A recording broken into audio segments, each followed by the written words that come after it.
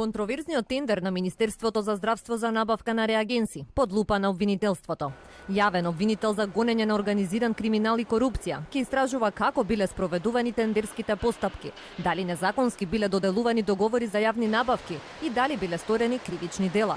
По објавите на медиумите за неправилностите во тендерската постапка за набавката на реагенси, од обвинителството отвориле предистражна постапка по допрен глас.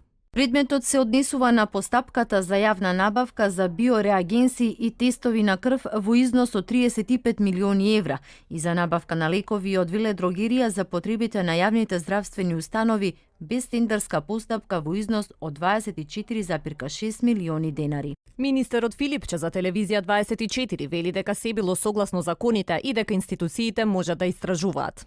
Милионскиот тендер за набавка на реагенси предизвика низа реакција откако во јавноста беше обелоденато дека само една фирма се јавила како понудувач, а како подизведувач се јавила фирма која што била регистрирана во истиот период кога министерот одлучи да го смени целиот систем на набавка на реагенси за лабораториите. Комисијата за жалби од јавни набавки утврди дека министерството прекршило најмалку 7 членови од законот за јавни набавки, а со спецификациите кои ги навеле во тендерот се фаворизирала само една фирма. Филипче тврдеше дека поништувањето на тендерската постапка е поради нецелосна документација. Опозицијските партии бараа негова оставка, а тендерот го нарекоа најголем скандал во македонското здравство.